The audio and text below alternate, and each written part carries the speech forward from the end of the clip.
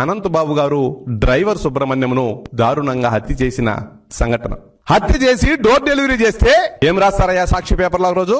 MLC మాజీ driver అనుమానాస్పద మృతి.